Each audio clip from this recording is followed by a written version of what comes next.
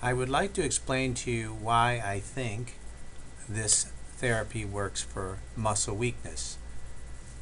When we originally started doing the therapy, we were able to find that we were getting toes stronger when we were injecting for other reasons. So foot drop was our initial muscle that we got stronger, and we have begun and are in the midst of a double-blind trial of foot drop for the last year. It so happens that since November of 2014, I was able to find out how to treat every muscle in the body that has, we'll talk about this later, 4 out of 5 weakness. So a foot drop typically comes from an injured disc, and that injury leads to weakness in the toe. And generally, really after about 3 months, but certainly after a year, if your toe is still weak, it's going to stay that way. And everything you try will not work. Physical therapy, electrical stimulation, no matter what, it's not going to work. So how does it get that way? Well, let's start with the beginning, that you have a disc that led to this problem. And that disc made it so the toe was weak.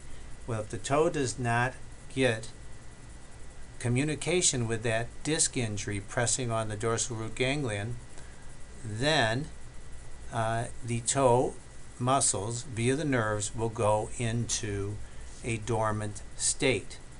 But months will go by and the original injury in the spine, where the dorsal root ganglion is, has likely decreased tremendously. So instead of being 50 to 80% blocked, maybe you're only 5 to 15% blocked in the motor pathway.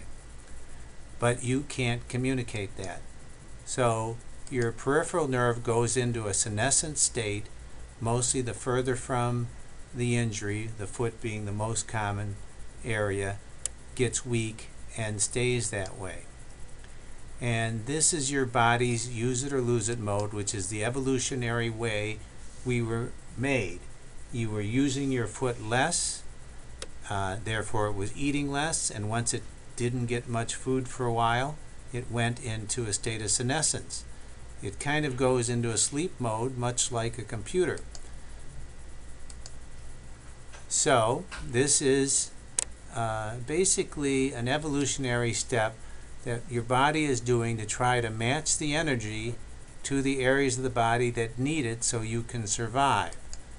Areas that are weak for too long shut down, and because we were never made to have surgeries and have doctors, we were made to get into permanent disability if the injury lasted long enough, because it was not worth it to keep making food deliveries to a nerve that was not awake in a finite period of time.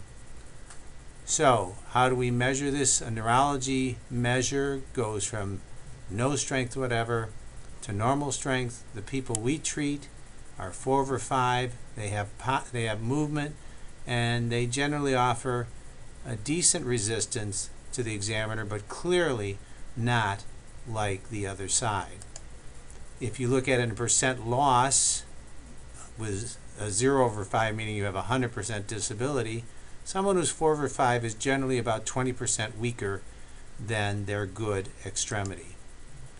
So if we put dextrose near those senescent cells, it's been shown that it takes minimal time for that dextrose to be absorbed, and the nerve cell, which only eats dextrose, absorbs it, and this wakes up its mitochondria and gives it its full complement of ATP, which is its battery power. It lets it do then things that it has been asleep and unable to do. So now I tell the person to move their big toe and resist me.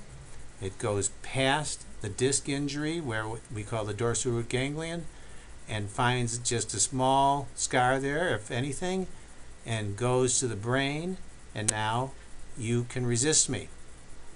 And once you can resist me, you use it normally, and you get a metabolism that keeps it working so you don't have to be re-injected. So now that's over, we have permanent cures unless it gets re-injured. So if you think of your nervous system as a kind of a computer room, this is how it might look in a dormant state before treatment. And after treatment, it's full of energy and is able to do anything you want it to do. And therefore, at this point, we can make any muscle that's 4/5 go to 5/5 strength. There are, perhaps at the very weakest 4/5, there are some people we can't get better. But the majority we can get back to 5/5 strength, whether it's a disc injury, multiple sclerosis, or a stroke. This happens within a few minutes, where you will be able to see the difference. And once recovered, unless you're injured by a new stroke or a new disc injury or the like, no further treatment is needed. So if time permits, we'll show you a video of someone with a similar muscle weakness as you have, so you can see what we're about to do to help you.